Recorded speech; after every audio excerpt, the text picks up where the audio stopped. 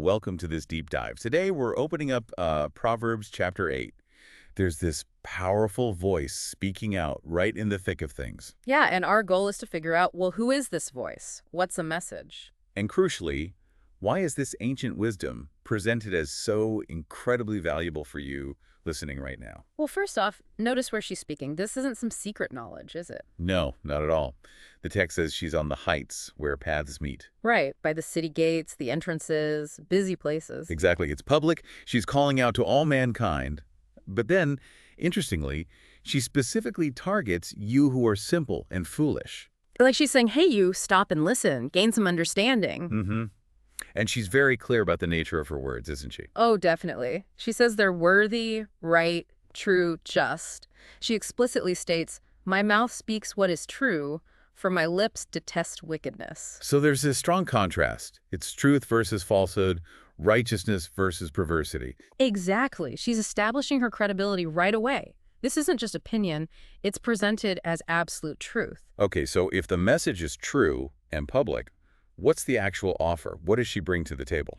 Well, this is where it gets really interesting. The value proposition is, frankly, enormous. More precious than silver, gold, rubies. Hmm. The text says anything you might desire can't compare. Right, and what she gives is prudence. That's like practical, street-smart wisdom plus knowledge discretion. Things you need to navigate life well. Precisely. But then she takes it up a level. She says she possesses counsel, sound judgment, understanding, and power. And connects that power directly to leadership, right? Yeah, that's quite a statement. By me, kings reign and rulers make laws that are just. Wow, so good governance actually depends on her. According to this text, yes. Yeah. She's the foundation for just rule. Okay, so that's the big picture. What about for us, individually, what happens if you seek her out? The rewards are pretty direct. I love those who love me, and those who seek me find me. And with her come? Riches and honor, but not just fleeting wealth, enduring wealth and prosperity.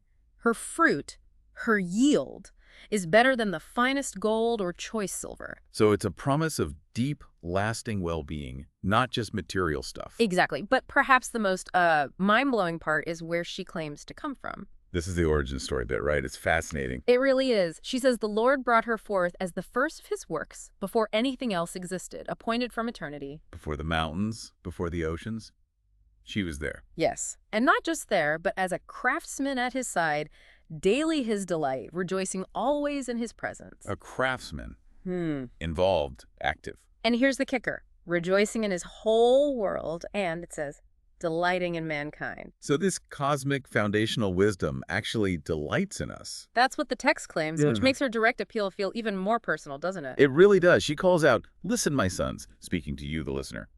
Listen to my instruction and be wise. Do not ignore it. And she gives specifics. Listen daily. Watch at her doors. Wait at her doorway. It sounds like cultivating a habit, a relationship. A consistent seeking, not a one-off thing. Right. And the stakes couldn't be higher. It's presented as a stark choice. Find wisdom, find life, and favor from the Lord. But fail to find her, or worse, hate her. You harm yourself, and those who hate her love death. It's incredibly blunt. Life versus death. It really boils down to that fundamental choice. So thinking about this today, how does trying to gain understanding, make wise choices, seek knowledge in your own life connect back to this ancient call? I mean, isn't it about prioritizing that deeper insight? Choosing instruction, maybe, over just chasing the next shiny object? Yeah. It seems Proverbs 8 isn't just presenting an abstract idea. It's this dynamic, almost personal force. Present at creation, fundamental to justice, and actively calling out to you, offering life. So here's something to think about.